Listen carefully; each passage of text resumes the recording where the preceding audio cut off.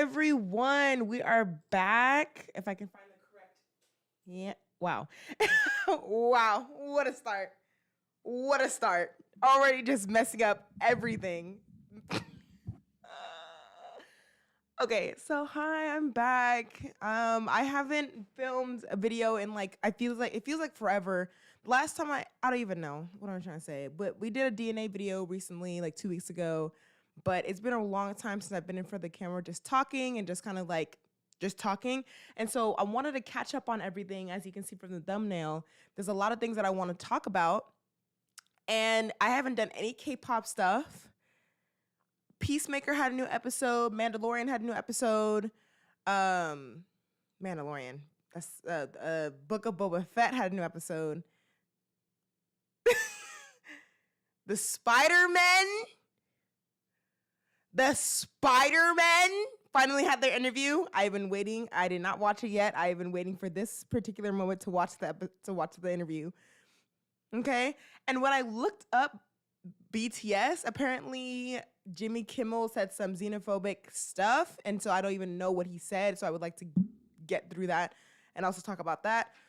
So let's just get started. I think I want to start off with, there's a lot of things to talk about, and since nobody's on here yet, I would ask you, like, hey, what do you want me to start off with? But I think I want to start off with Peacemaker. The most recent episode, I'm trying to think because the last time I watched it, oh my gosh, Euphoria's coming out tonight. Should we do a Euphoria watch party as well? But no. Is the stream okay? Okay, anyways. Peacemaker, what happened in the last episode? We finally found out, okay, in the end of episode 3, I think, we found out that the main leader of the group is also a butterfly. And Peacemaker, I love what they're doing with Peacemaker. The character of Chris is that he's like this misogynistic guy that's like trying to break from the hold of this like traditional man, like how you're supposed to be, but like it's obviously weighing him down. And I love that we're able to see that. And he also kept a butterfly because he's trying to figure out like, what is this butterfly? Also, let me look up the cast. Is the black girl Amanda Waller's daughter? Because she said mom. She was like texting her mom, and I was like, absolutely what? Cast of Peacemaker.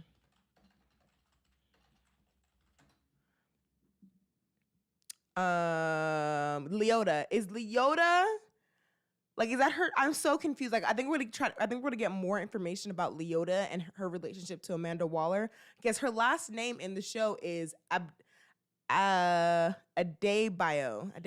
So that's not the same as obviously Waller. So it's gonna be really interesting what they do there.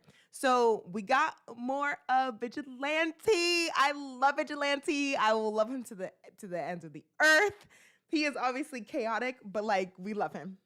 Okay, we what is the words?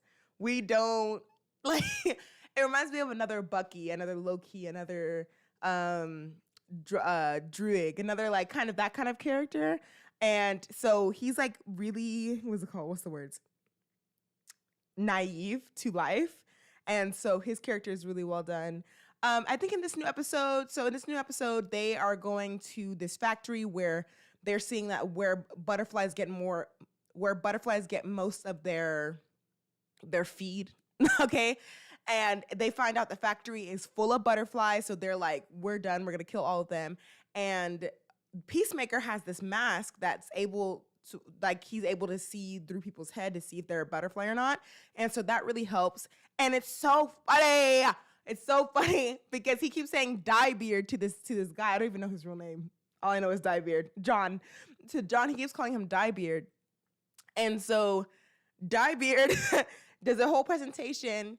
And it's so funny how Vigilante in the presentation, he talks about a gorilla. And he's like, oh, he's trying to be best friends with the gorilla. And then a gorilla ends up showing up at the end.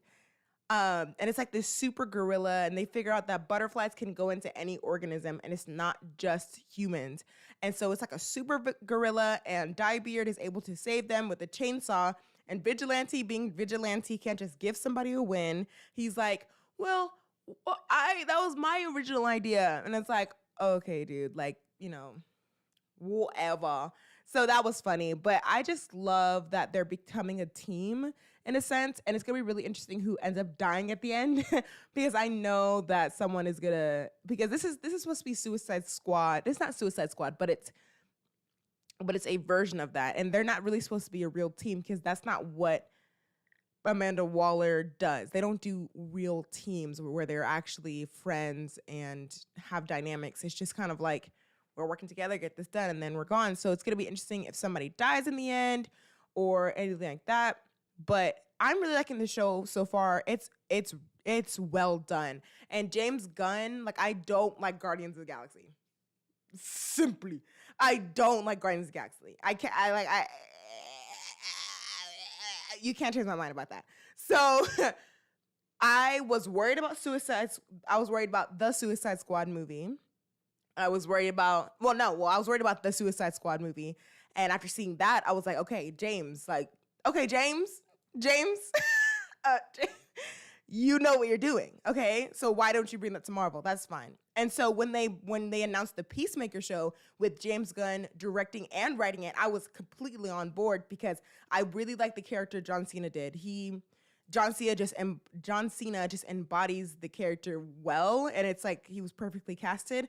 And then having James Gunn write and direct it, I'm like, okay, if he brings what he did in the Suicide Squad here, then it should be a good show. And it is. Like, it so far, I have not been disappointed with any of the episodes except for this intro song, man. Like, this dance, I haven't even watched it all the way through. Like, the little intro song that they have. Because it's corny and I just skip it every time. That's the only thing that I don't like. But everything else, I'm here for it. And I'm excited for episode, I think it's 5 is the next one. Yeah, let me know down in the comments if you're watching Peacemaker, what you think of the show. And that's about it. I'm going to now move on to The Mandalorian. I should probably have a picture up.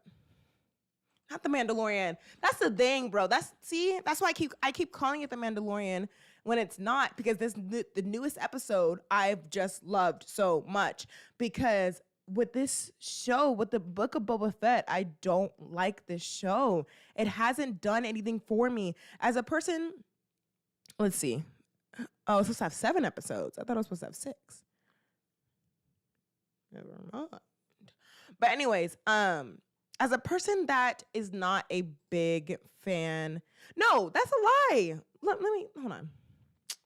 It's a lot. Like, what I'm about to say is a lie. Like, it's not even. What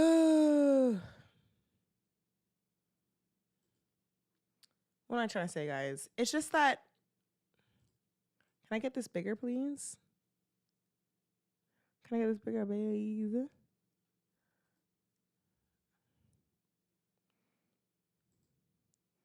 Okay. So, the Book of Boba Fett. The reason why I have problems with the show is that Boba Fett is not the character that I originally know.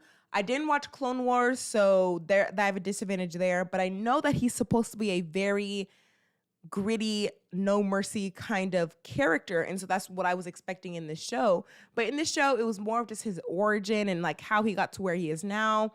And I was fine with it in the beginning. The first 2 episodes, like the first episode, I was like, okay, cool. It's really nice for him to, see how he got out of the little monster thing and him meeting the friends.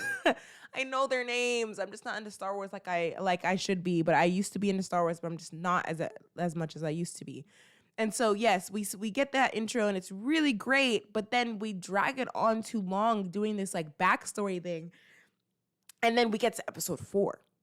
Okay, then we get to episode 4 where we do have a backstory thing, but it's him meeting Fennec and them working together, and then her being like, "Well, I'll stick with you, and I will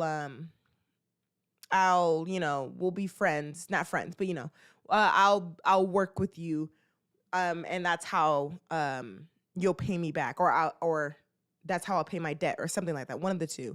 And I wish that the show started at episode 4, because then we get introduced to Mandalorian, right? we get our introduction to Mandalorian. So episode 4 was perfect. Episodes 1, 2, and 3, it's like, did we actually need that? Did we actually need to see Boba Fett's cousins? Did we need to see that Wookiee? I mean, if the Wookiee is going to be used later, but it shows, I think it's going to be used later, that new Wookiee that we've been introduced to, he's going to be used in later episodes. Sure, okay, that's a great introduction to him. But these other things, I'm like, did we really need that? Like, yes, I really like the journey and such, but it just felt like it dragged on too long. Maybe we could have had the 1 and 2 episodes like that, and then episode 3 bring in Fennec, and then episode 4 bring in Mandalorian. But anyways, moving on to this episode 5 of the Mandalorian being introduced. I love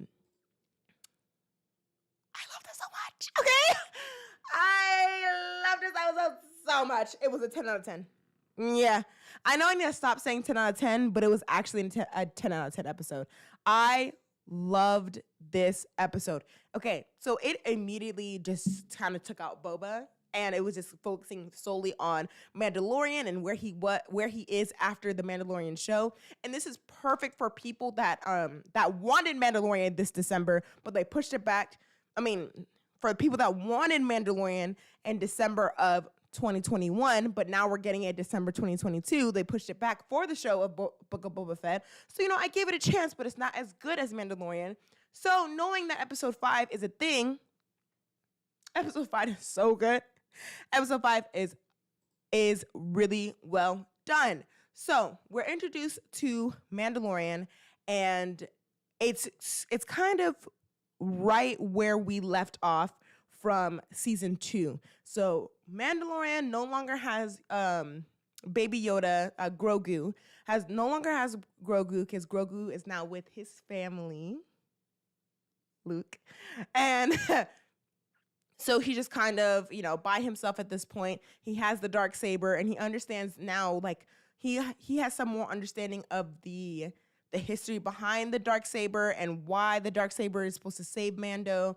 And forgot her name, but the lady from the season finale of season 2 of The Mandalorian, she wanted that Darksaber, but of course Mando got it because he defeated Moff Gideon. I'm trying, okay? I'm trying. He defeated Moff Gideon, and whoever defeats the person with the Darksaber gets the Darksaber. So I'm pretty sure that girl's coming back. Blondie. Guys, please, I don't need the judgment. Blonde girl is gonna come back and obviously defeat Bo-Katan. Ha! Got it. Bo-Katan is gonna come back and gonna defeat Mandalorian in some way, or not defeat him, but it's gonna be a fight in season 3. I know it. I just know it, and it's gonna be really good. But anyways, he has the conversation about Bo-Katan and learns more about the Darksaber, and it shows that he doesn't know how to use it, which I love. Like, he's not just a master at the lightsaber, and you have to, like, flow with it. And we saw how he's learning about that. He got a really cool new ship.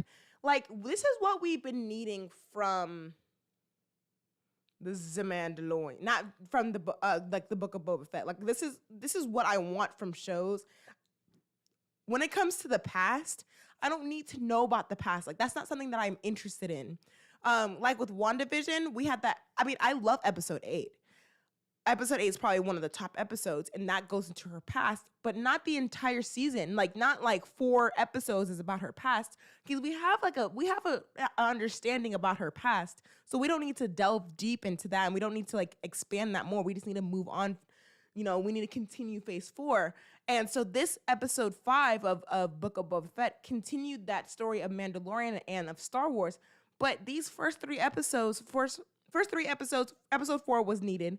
But the first 3 episodes was just kind of like, okay, we're dragging on. We're like 3 weeks into the show, and I'm just kind of like over it now.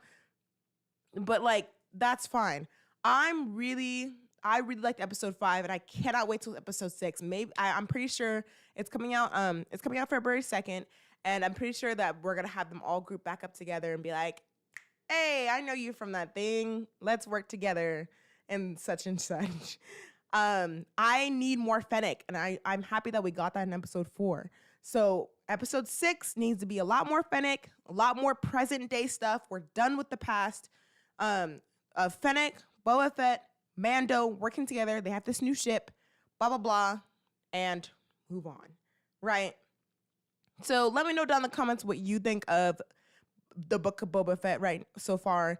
This episode 5 elevated it so much, and it makes me sad because Boba Fett wasn't even in it, you know? So I can't even give it a rating. I don't know. Oh, this episode, I can give it a 10 out of 10. Like, I know, stop. I can give it a 10 out of 10. But the show overall, a 6. 6 out of 10.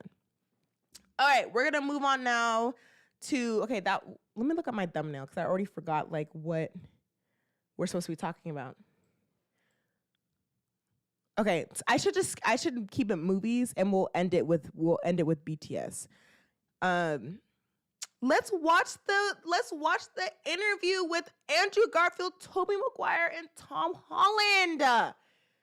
Like, it finally happened, and I've known it's been out forever, but I was waiting for this moment until I came on to YouTube to watch it because I'm like, okay, how do I like Spider-Man?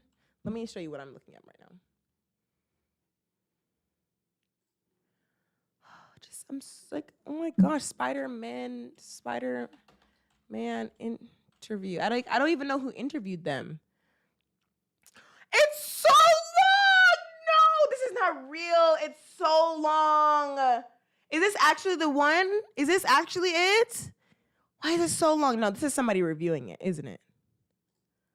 This can't be real. Like, they did not put them on there here for this long. Oh my gosh. Hold on, let me switch accounts to my other account. Let me switch to my other account. This cannot be real. Okay, let's watch it. Bro, hold on. I'm gonna cry. No, I'm not. Yes, I am. No, I'm not. Yes, I am. In the last 20 years of this franchise, Tobey Maguire, who of course started it all with the first 3 Spider-Men. Hi, Tobey. Hello. Hi, The Tobey. pioneer in this. And then, of course, Andrew Garfield, who carried it on in the next 2. Hey. Yeah. And now Tom Holland, who's completed his first trilogy. We'll find out if there's more. I'm so ready. Andrew, I'm wow, covering you. I have to say right off the bat, did any of you have any idea that this movie would have the impact that it's had around the globe, beyond all expectations, I think, even for Spider-Man? I mean, Tom, I'm going to be in the middle. Having just done the 3rd one now? I mean, I think I always knew that this film would be loved around He's perfect. the world. He's perfect. I didn't think it would be quite as massive as it has been. You know, one of my favorite things to do at the minute is to go online and watch fans' reactions to you guys coming in. That one scene in particular, I don't think I could ever have imagined it as being so well received by everyone. So no, I mean, I guess I had an idea. Thomas, Spider-Man is literally the biggest superhero of all time. If you ask any child, who's your favorite superhero? Spider-Man. That people would love this movie, but in no way, shape, or form could I have thought it was going to be as big as it has been. And it's been, only the last couple of weeks have I sort of really come back to reality and come home and started to face real world problems. And it feels like we've been on some sort of really weird dream. It feels really strange. It does in a way, but it's so exciting. I had the advantage of being at the very first press screening, so to me it was brand new, which is the way anybody should see a movie. And when Tobey and Andrew, do you see Tobey? He's so old.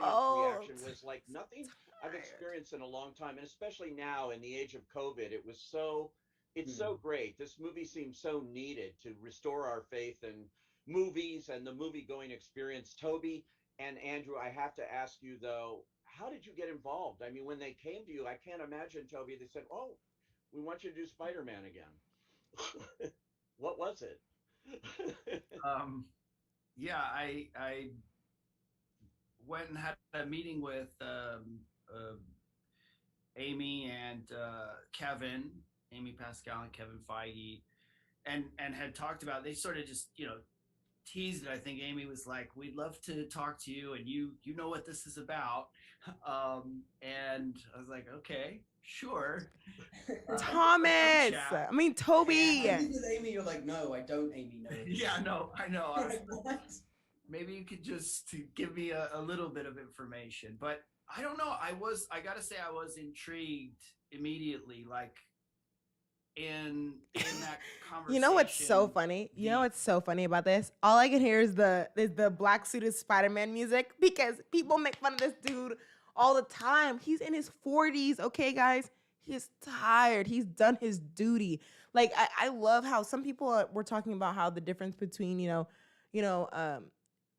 it's three generations of Spider-Man, Gen X, millennial, and Gen X, millennial, and Gen Z. Like, it's three different generations. So this Gen Xer is tired. He's done his duty, okay? So all I can hear is the intention, the kind of love and celebration of these movies and what it meant, I think, to Amy and Kevin was apparent. And to me, when artists or people who are steering the creative process have a kind of authentic, genuine intent of celebration and love, it just was so apparent in both of them that I don't know, I just wanted to join that. And I'm a big fan of Tom and those movies and Andrew, so it was definitely intriguing. But yes, I was also going, well, what are we gonna do? And that was a bit mysterious. I did appreciate what was shared, but it was really about getting together with these people and revisiting, what was part of my history, and getting a chance to like come together. And there are personal things too, which are kind of resolutions or a way to revisit and I love you so much, man. I'm not quite sure how to put it. It's just to get back into that, and I don't want to say like close the chapter, but revisit and have certain resolutions, and just join in this like loving creative spirit. Yeah, it's amazing. What about for you, Andrew? I thought, well, with Tick, Tick, Boom and with the eyes of Tammy Faye, we've seen a lot of Andrew Garfield in fantastic performances this year alone. When I saw this movie, I wasn't expecting a third one on that, and amazing to see you back in these Andrew! in this costume and this franchise. So for you, what was it like going back? Well, I was just waiting to see if Toby was going to do it, and if Toby was going to do it, They put him on the big screen. and I was like, well, I have no choice, Okay, you have to understand. That I am an OG. I am an OG Andrew Garfield fan. Everyone's jumping on the train because he's an amazing actor. Outside of Spider-Man, he's always been an amazing actor, and I'm so happy. I'm so excited for Andrew now that everyone's seeing that, so he's gonna get so many more roles, because Andrew's literally always been so perfect. He's always been like this, and now everyone's finally like getting his appreciation. Like, the work paid off for Andrew. Like, all of this work and all of this having to deal with hate comments, probably having to deal with people being like, your movie is garbage. But now people want to switch up so fast. People want to switch up and be like, give him his Spider-Man 3. Give him his Spider-Man 3. We want to see the ruthless Spider-Man. That's my Spider-Man. Like, y'all don't get to have him now. No. I follow Toby to the ends of the earth. I'm a lemming for Toby. But that was sincerely a big part of it. When I was approached about it, and again, in a similar way to what Toby was saying, it was like, oh, the intention feels very pure here. It actually feels like a great creative idea and a great creative story. It wasn't like they were just asking us to come and say hi and then leave again. Exactly.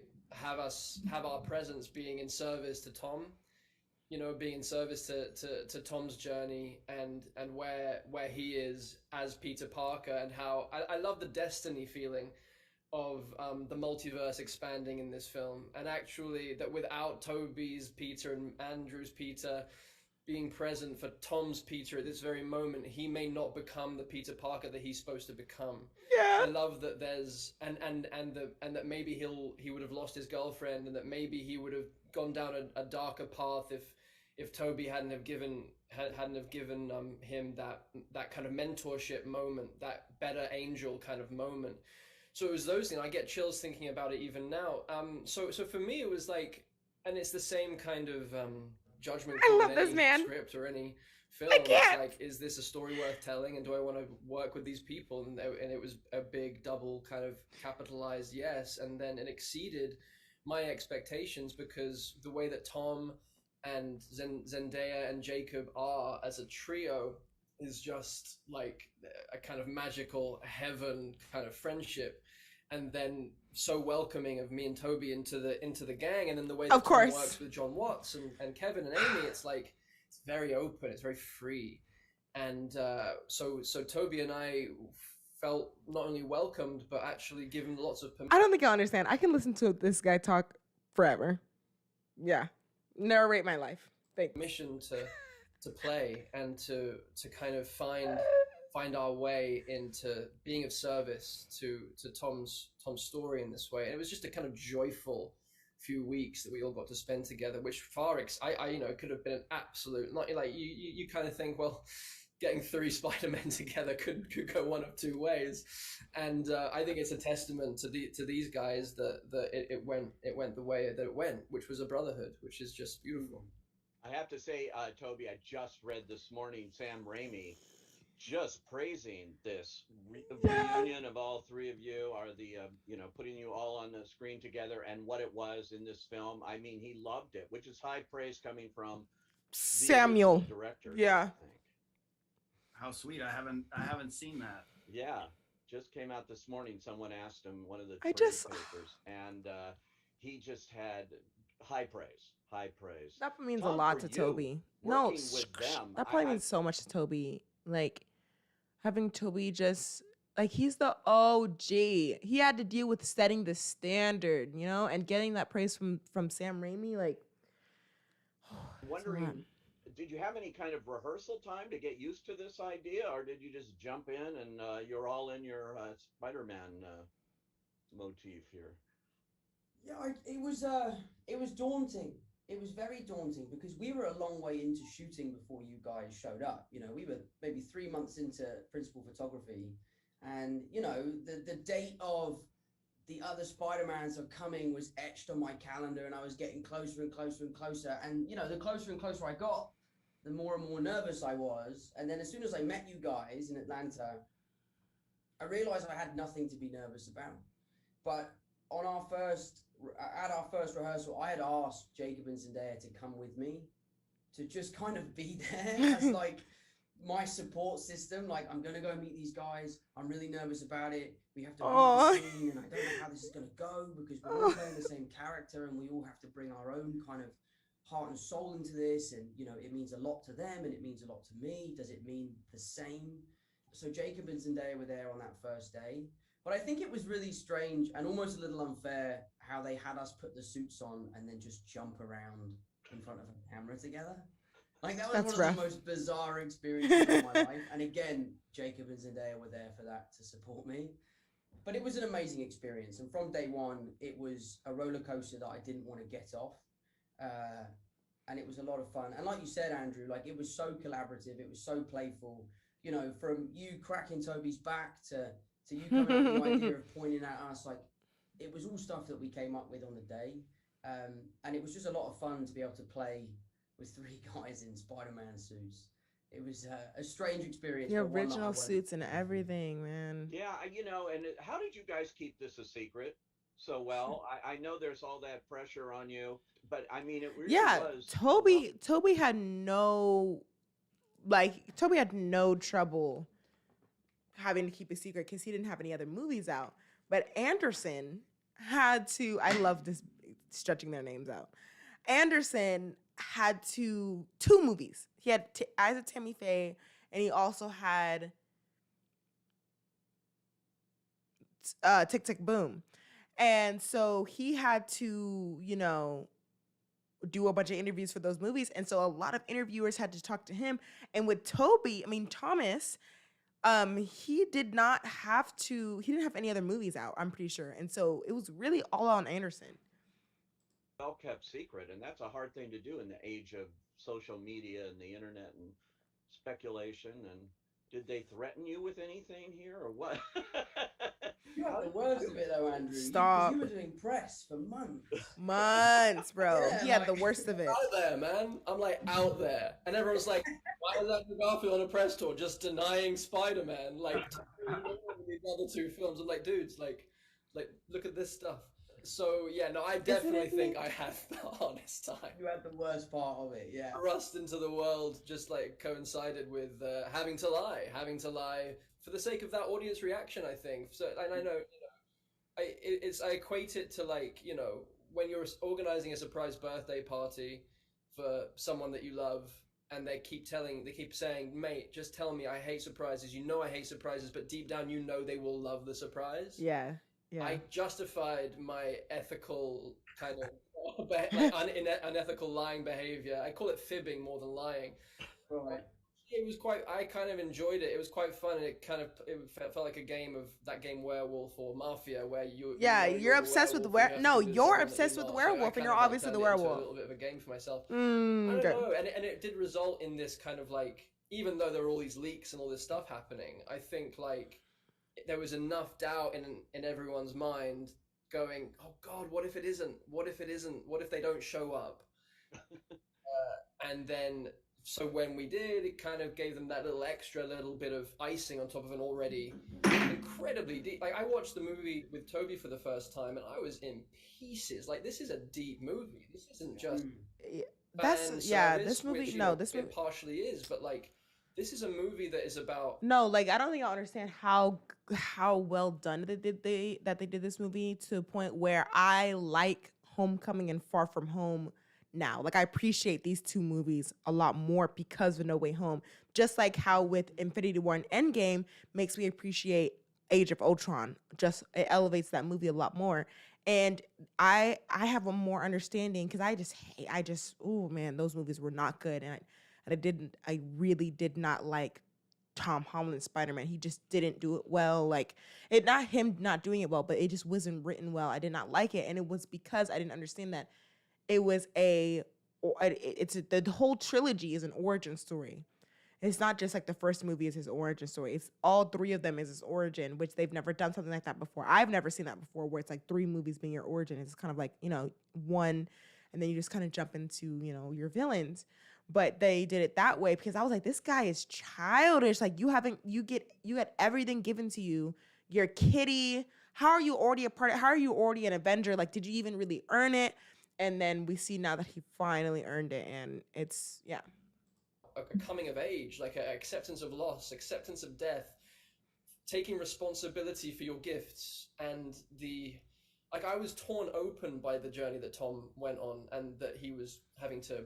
It was just like having to split with his girlfriend and his best friend and sacrifice that in order. It's classic Peter Parker, but it felt totally fresh and totally reimagined. Like, his origin, like Tom's origin story, was happening in his third movie rather than his first. Like, there's something so profound. So the film, I feel, stands alone without me and Toby showing up.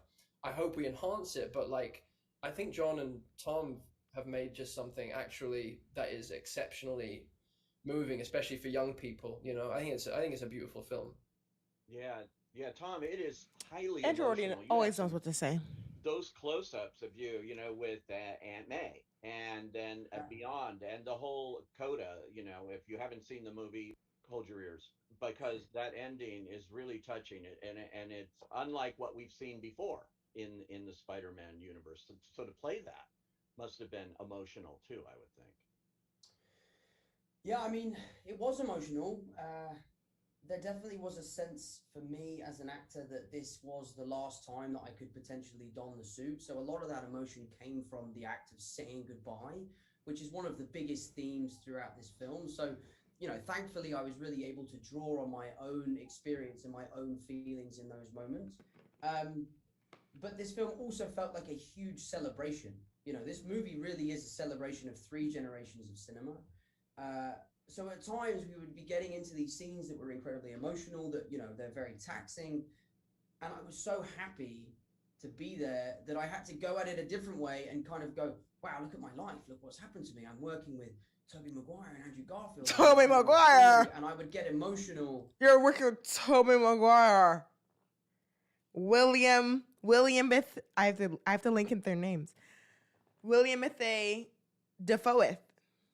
Did you even do you process that? Like William Defoe, Alfred Mulaney, Jamie Foxx,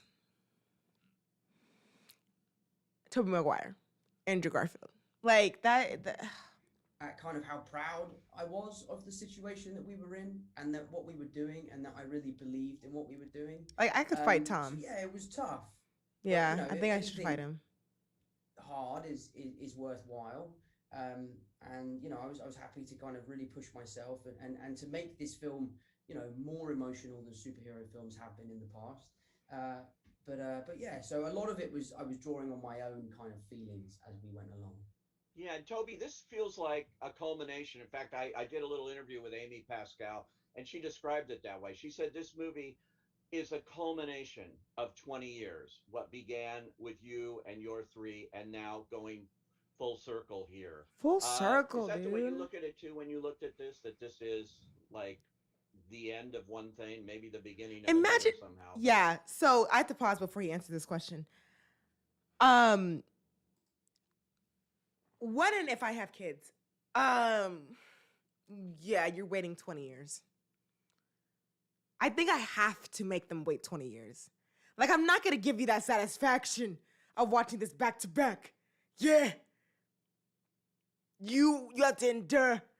And you know, I gotta recreate everything for them. So you're watching the Toby movies when you're like 5, 6, 7, 10, 11, 12, 13, 14. You can watch Andrew's movies. Then you can start with you can go on when you're in your 20s. You just like me, in your 20s you can start with Tom's. And then if I let them have a phone on their Twitter feeds, I'm gonna be their only friends on their Twitter feed. It's gonna be so funny. Everyone that they follow, they think they're following a random person, but it's all me, okay? And I'm gonna put out random leaks of the Spider-Man, and they're gonna be like, wait, is there a third movie of Tom's? Is there a third Tom movie that my mom hasn't been telling me about? Why am I seeing leaks of Toby, Andrew, and Tom together? Like, what is this? And I'll be like, yeah, it comes out December 17th, 2040, okay? 2041. Yeah. And then when they finally see that movie, 20 years of history coming together like this, yeah, that's insane. No one's gonna live through this again like we did. Like, we have this special thing in our heart of living through this 20 years. Yeah, let me go back to the interview. But the end here of what you started? Well, I'll say I remember being on set, and it was, I believe, our last day, Andrew, and it was really amazing. And I had the awareness of this, the 20 years of history, but looking at Amy and Kevin and realizing that they've been there through all the different iterations. And it was really powerful. Just personally, it was really powerful. It was powerful for me to be working with Andrew and Tom, and powerful in a legitimately moving, emotional way. And then to witness Amy and Kevin and consider their journeys through all the films, it was really impactful. And you have to wrap it up, man. And yeah, I was just grateful every day. It was such a rich experience. And as the guys have touched on, the kind of sharing of something and the brotherhood of it. It was our just only so rich, blue-eyed emotional. Spidey. And I don't know. I'm not like sitting there conceptually thinking about that all the time, but I would have moments where that kind of stuff would hit me. Day to day, it was Day by day, just a beautiful kind of unfolding of this story and these relationships.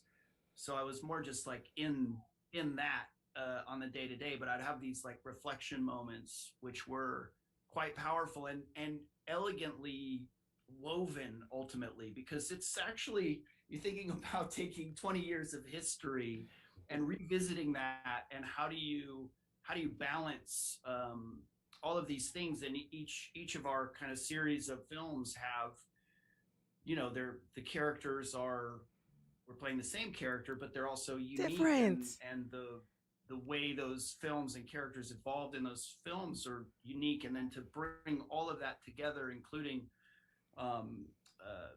you know, all Tom. of our super villains and all of that, it was pretty wild to witness the immensity of all of this history coming together and being put into what Andrew is saying is this, you know, standalone worthwhile story.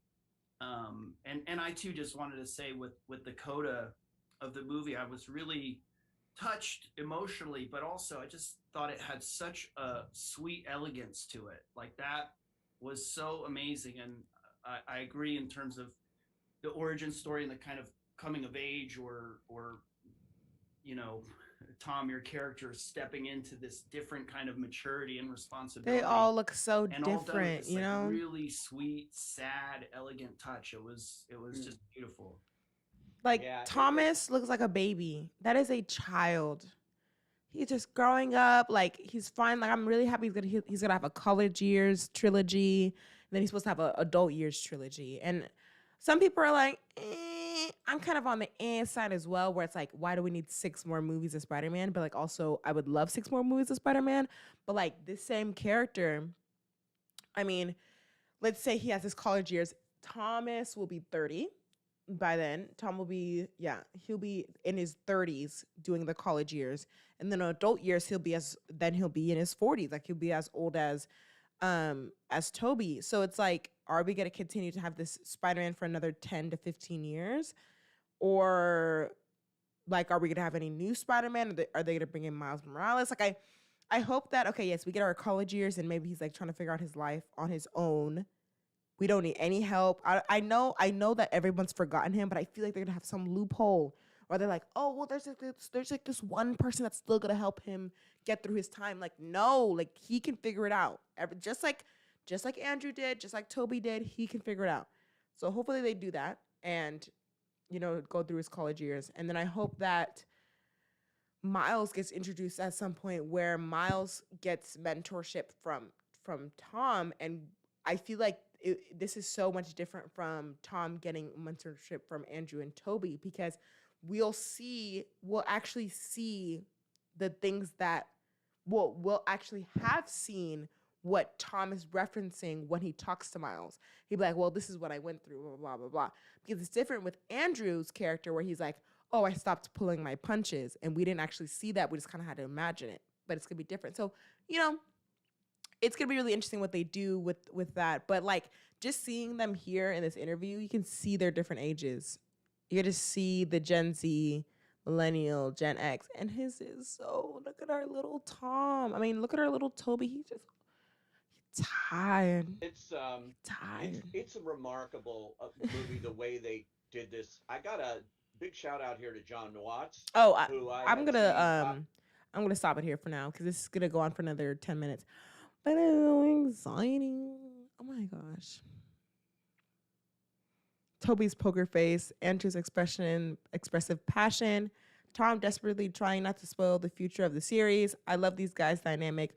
Watching this was just as fun as watching the actual movie. Andrew is high tier in interviews. He literally unlocks the full potential of expressions himself in every detail and conveys it in such ease. Like, literally. I respect all three of them so much.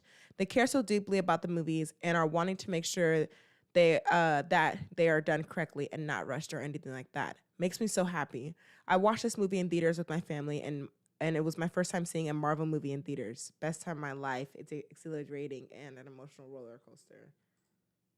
I love every minute of it, and ended awake too quick. Red flag.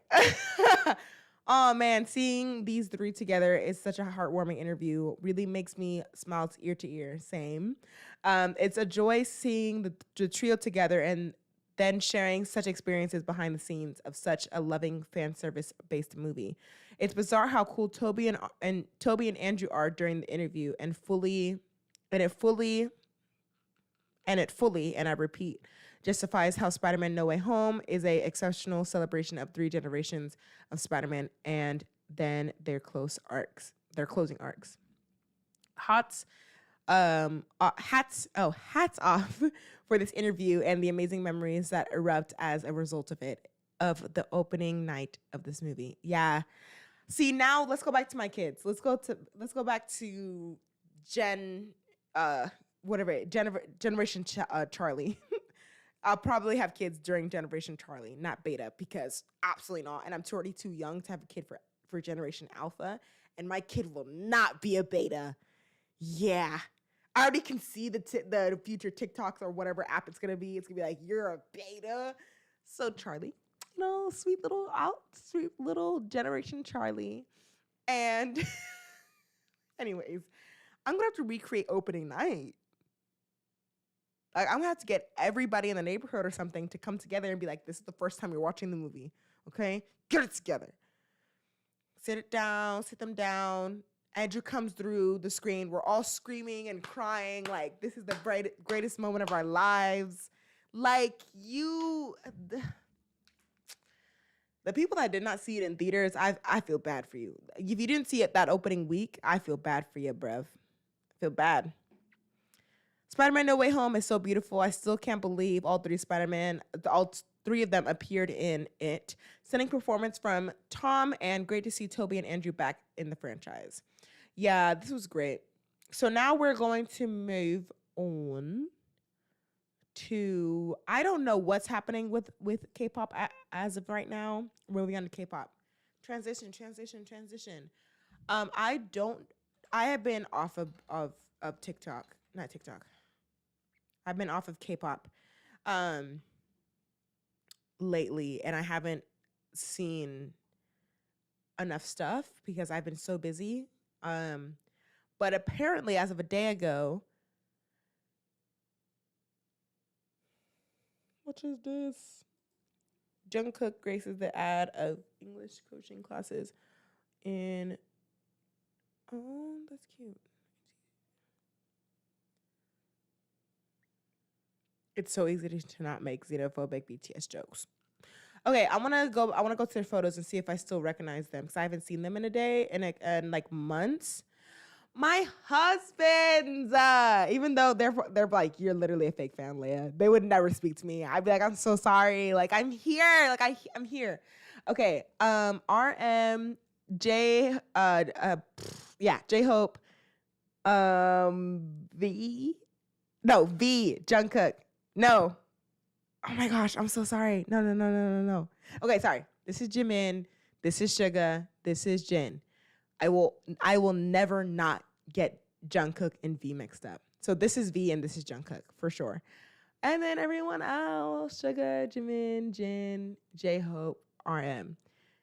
Oh my gosh. I will never not get V and Jungkook mixed up. I just don't know why. But this is definitely okay. Jungkook, J-Hope. Oh, go back. Sorry, what? Jungkook, J-Hope. I love J-Hope. Jin, Jimin, RM, V, and Suga. I really hope I'm still correct about that. But apparently, let's see how quick I switch up. Apparently, Jimmy Kimmel has said some xenophobic things about BTS, which I'm so confused on why he would try to even make a joke about them. Like that's not even funny. Like, it's not even, don't even make jokes. Don't even joke. You know what I mean? Like, you know how people just make jokes? Don't joke. Even if they're PC jokes, don't joke in general about BTS, right? Because the army will pick you apart. Don't joke. And then you decide to make a xenophobic joke. And the thing is with Jimmy Kimmel, he's already done blackface. So I don't even like. Are we surprised? Well, he's already done blackface in his early career. He's already been very sexist. So it's like, are we surprised by Jimothy Kimmel? Jimothy Kimmelith?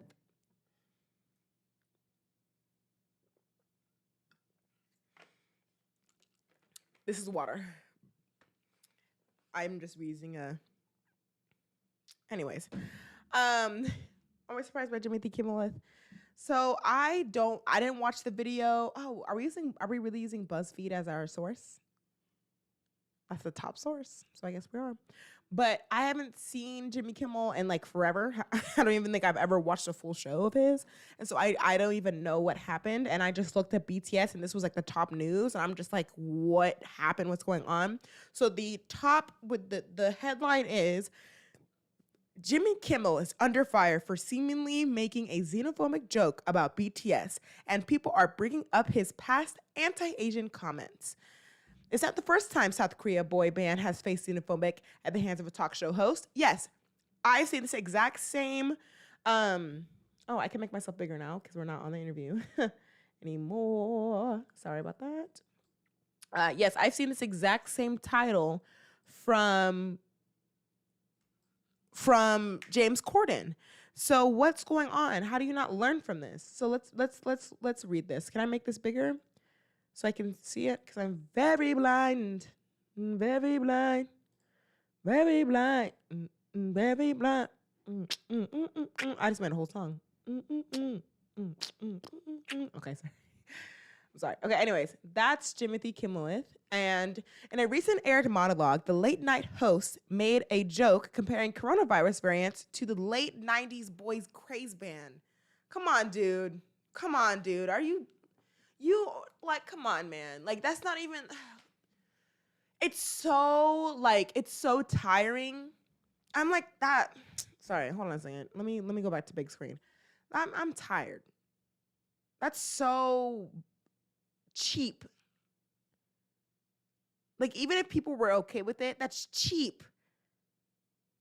Like, we're 2 years into this pandemic and you're really going to compare the boy band to coronavirus. We've already had we as if I'm Asian, I'm sorry. They have already had problems with the stigma around coronavirus for them. So why even put those two in the same sentence like that? Let's just keep that separated and let's just like, I don't even want to read the joke because I don't want people to be like, oh, Alea said it. So this is the joke that he said. Oh, he says that coronavirus reminded him of the boy bands in the late 90s and early 2000s. Okay. So far, he said there's different. Okay, I'll read it. This is what Jimmy Kimmel said. And I quote, these variants, all the different variants in the world right now, it reminds me of the boy bands in the late 90s and early 2000s, he began. Okay. You had the big ones like Backstreet Boys and NSYNC, and then mutated into O-Town and 98 Degrees. The Joe Bros popped up, Big Time Rush, then splitting off into different directions, eventually One Direction, he continued, and they took pieces and popped up all over the world until eventually they get to one that's so contagious it destroys all life on Earth.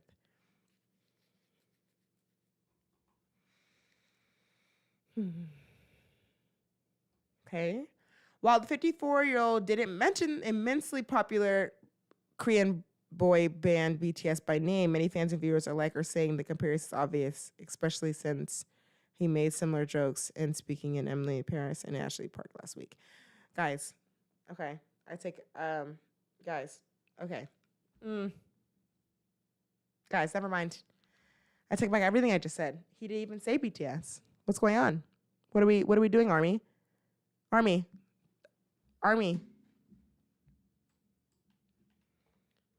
what? Army, what? Hold on, let me make myself bigger so you can see me. Army, he didn't even say BTS. Wait, what? Oh, now I gotta go to Twitter because, guys, come on. He didn't even say BTS. Like, if he said BTS, then I'd be like, okay, yo, like, you don't even put those two in the same sentence. But he didn't even say BTS. Guys, okay. No. Redacted. While the 54-year-old didn't mention the immensely popular South Korea boy band BTS by name, many fans and viewers alike are saying the comparison is obvious, especially since he made similar jokes when speaking with Emily in Paris star Ashley Park last week. Okay, let's see what he said. Ashley, who did a cover of BTS Dynamite on the show, revealed she got COVID around the time some of the members of the group, RM and V, acknowledged her performance, which she mistakenly thought was just a visceral reaction to being excited. In response, Jimmy said, "You thought it was BTS fever. They're both very dangerous. You're lucky to come out of this alive." Okay, well, I'm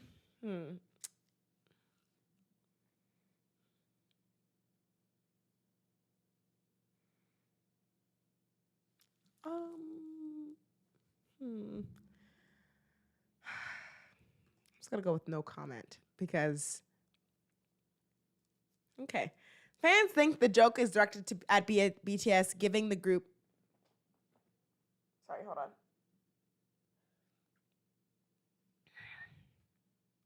Fans think the joke is directed at BTS, given that the group is currently the biggest band in the world.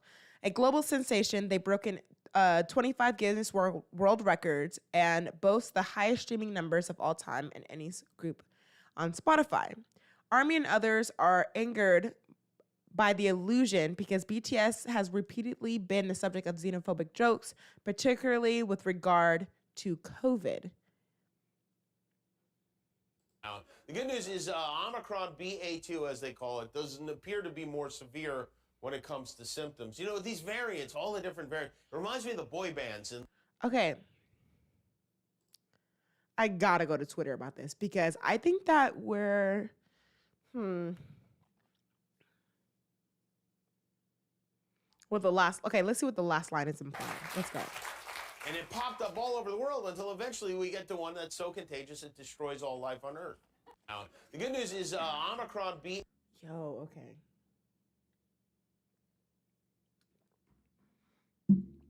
Is there a possibility that we're taking this a little bit out of proportion?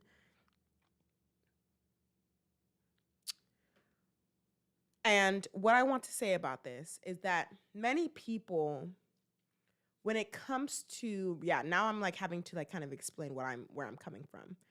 So I'm gonna kind of take a left turn and go to nicknames. I was watching America's Got Talent, and it was with America's Next Top Model, and it was with a model who has vitiligo, and vitiligo is where you have two different skin tones of pigment. And it's not contagious. There's nothing wrong with it. She's just, people that are uneducated about it, and they think that it's contagious or they think that there's something wrong. It's just pigment. Pigment, is different. And one of the photographers was calling her a panda. And as you know, pandas are black and white. And she was like, "I don't appreciate you calling me a panda. It's not, great for my community of people with vitiligo. If little girls with vitiligo are watching this and they hear you calling me a panda, then that, gives me a bad stigma to the condition that I have." And the photographer wanted to get defensive and be like, "Well, it's just a cute name that I'm giving you. I'm not actually trying to make fun of you. I'm giving you a cute name. Like, I don't know why you are getting all mad." And she's like, "Well, I understand that you think that it's a cute name, but I don't appreciate it. So can you stop talking to me about it?" So there's your example. I don't appreciate you saying it. So, don't say it. The only time that we should react like this is if BTS themselves were like, "Hey, Jimmy Kimmel, what you said was wrong and we did not appreciate that." I'm needing some evidence from other people, I need some evidence for people that are in the Asian community or people or BTS themselves being like, this is how we interpreted it. Because I mean, it's hard for me to comment on it because I'm not a part of the Asian community. And so I didn't interpret it that way. So I am not educated enough. So I don't know. But if there's anyone in the comments that are like, hey, I'm a part of this community and this is how I interpreted it, and then it's wrong. Because what I hear from this joke or from this whatever he's saying is that he's comparing it to just boy bands in general. He didn't just name, this is where it would be a problem if he just named a bunch of different K-pop bands. That's when I would be like, let me go to Twitter. Because he's just naming a bunch of different K-pop fans and comparing it to coronavirus. You're canceled. Get out of here. But he compared it to different kinds of bands, including NSYNC and One Direction. And so I don't think I've seen it in a negative way, but you know, if someone, a part of the Asian community or BTS themselves is seeing it in a negative light, then I'm like, okay, then we just don't say that. Like if someone, the thing is what people don't understand, if somebody is offended by something that you've said, then they're offended and you need to fix it. Done. End of conversation. There's no like, well, I didn't mean it like that. Well, okay, you didn't mean it like that, but that's how I took it, and so you don't say it like that. You know what I mean? But it's hard for someone outside of the community to be like, well, what you said about them is wrong, without them defending themselves in a way. You know what I'm trying to say? It's like hard. It's like if somebody says a joke to me, and I didn't interpret it as racist, and someone's like, well, you're being racist. I'd be like, that wasn't a racist joke. They were just actually just joking. Like that, like you interpreted it wrong. You know what I mean? So, you see what I'm saying? So I need somebody to comment right now and be like, yeah, Leia, this was wrong. Let's see. Let me see.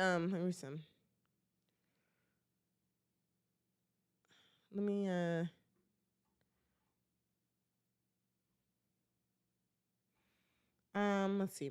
Let me look up some stuff on BTS right now.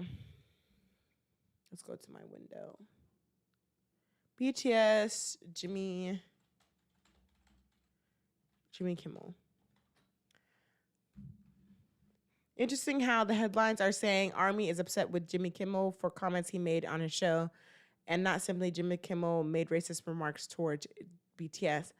I'm just so confused. Like, I don't... Oh, didn't you know? We're just a rabid fan base who gets upset and angry with all these innocent people who can do nothing wrong, not a group of people who are calling out a pattern of genuine harmful and problematic behavior. Before I knew as much as BTS, I would constantly see stuff about how crazy and unreasonable Army is. And since being a fan, it's been so abundantly clear that they are almost always a very legitimate reason when Army is upset. But hey, we're just some 15-year-old fangirls. So what do we know?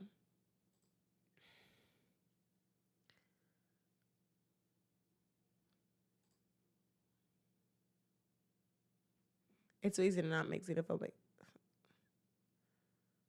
And yet Jimmy Kimmel, it gets cornered and cornier and cornier with the jokes. I gotta read some comments. Okay, this is Asian woman, Asian person. I don't know if they're a woman or not. Asian person. And it seems like it's legit. If you're Asian, any kind of representation matters. The last 5 years has shown that. The last 5 years has shown that. Okay.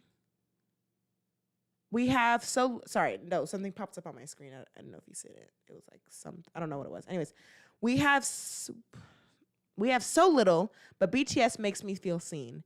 Making jokes comparing them to a virus really pushes the progress we're making back, okay? It's not my article. It's by this person. Not Jimmy Kimmel attacking BTS before the new year. Bad vibes.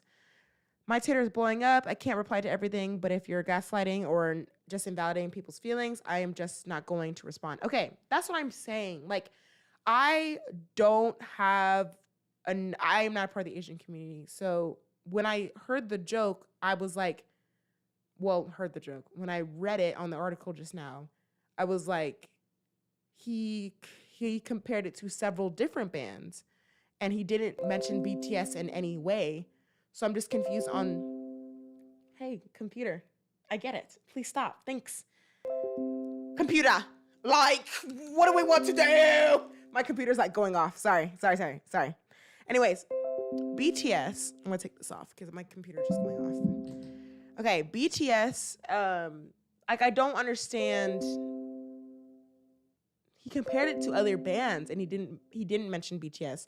So that's why I was like, how, in what way is he being xenophobic? But I don't know. I don't watch Jimmy Kimmel. But people are seeing patterns. Another Asian woman here, or Asian person, is saying that they are offended by it, and that's the end of the story.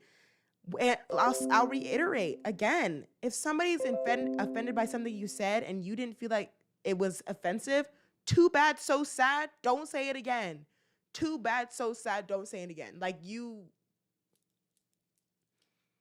they didn't like your joke, and that's you just go on with your day. You just be like, oh, sorry, I'm so sorry. I won't say that again. I'm sorry. Like, I'm just like, you just gotta say I'm sorry. It doesn't matter if you didn't mean it in that way. They took it that way, and you gotta move on. Like, because the incident was in two parts.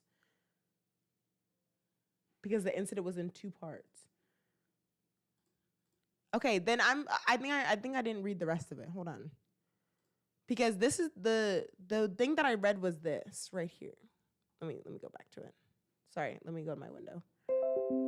Because the part that I read was, you had the big ones like Backstreet Boys, NSYNC, and then they mutated into O-Town, 98 Degrees, Joe Bros. They mentioned Big Time Rush, One Direction, and they didn't say anything about BTS. So I was like, let me read the rest of this. Okay. The band previously released a statement recalling a racist experience they faced following Atlanta spa shooting. We have endured expletives without reason and were mocked for the way we looked. We were even asked why Asians spoke in English. We cannot put into words the pain of becoming the subject of hatred and violence for such a reason. Wow. This isn't the first time Jimmy Kimmel has been called out for anti-racist comments. Yeah, I just want you to know. Yeah, hold on. Let me go back to the big screen. I just want you to know, I do not care about this man in any way. I just want to understand. I want to get understanding. I do not care about this man. He has done blackface. He is racist. He is sexist. I do not care about this guy. And he's a white man. You know, I do not care about this guy. So let's go back. The first time Jimmy has been called out, this is not the first time Jimmy has been called out for anti-Asian comments. In 2017, Oscars host was under fire for mocking an Asian woman's name. In 2013, he aired a segment that advocated for what? For unaliving. You can read it yourself. I don't want to say that. Blah, blah, blah, blah. As a solution to U.S. debt problems, people protested in response, leading Jimmy Kimmel and ABC to apologize.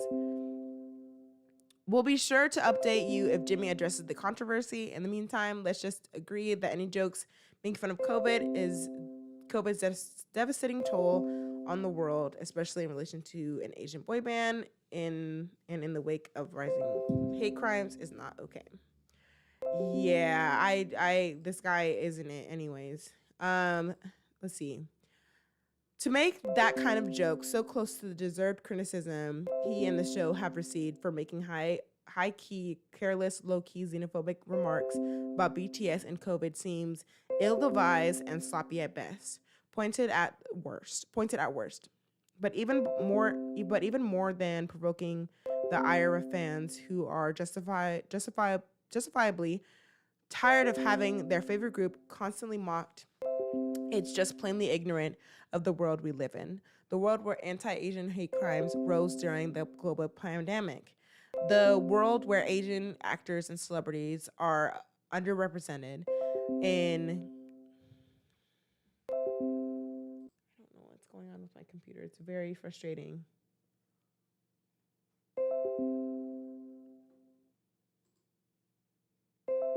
Oh, so you can hear that horrible noise going off 100 times. Great. Sorry. It is all as I foreseen. Oh, we're just right now, hi Jambos. We're now talking about BTS. I've talked a lot about Peacemaker and all these other things. But we're not talking about Jimmy Kimmel being xenophobic on his show. So let me finish this. This paragraph.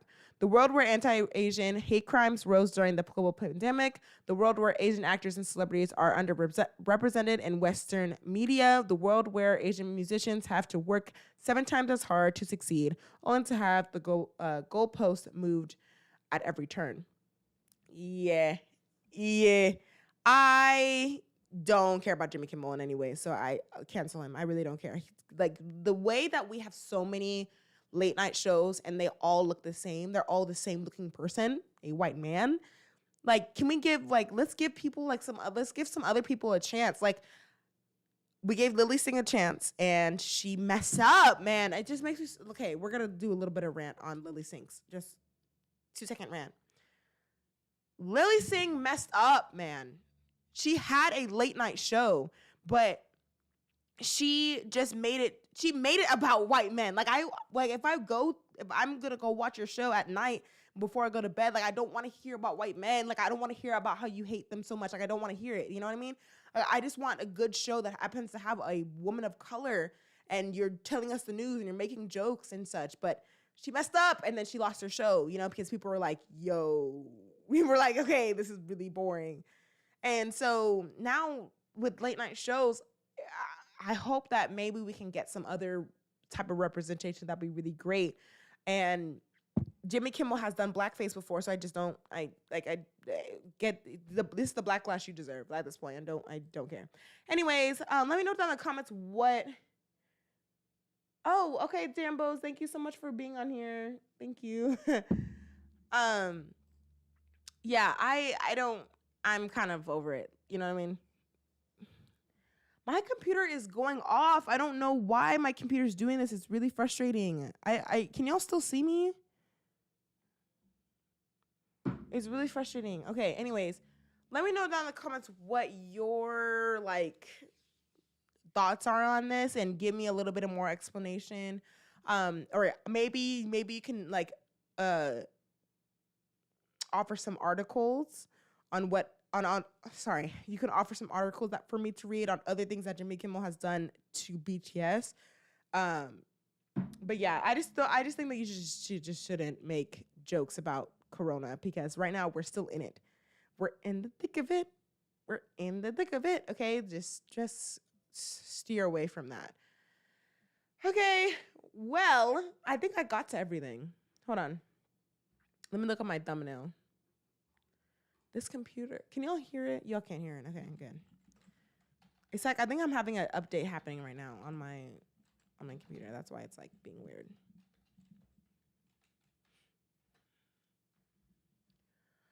I'm looking at the thumbnail right now, and yeah, I literally got to everything in within an hour. That's kind of crazy. I wanted to talk to y'all though. Like, guys, I'm sad. Like, don't leave. I'm sad. Like, I don't get on here enough, and I know I should. There's, like, more. I know there's, like, a lot more news, like, on TikTok. I don't even want to talk about it. Never mind.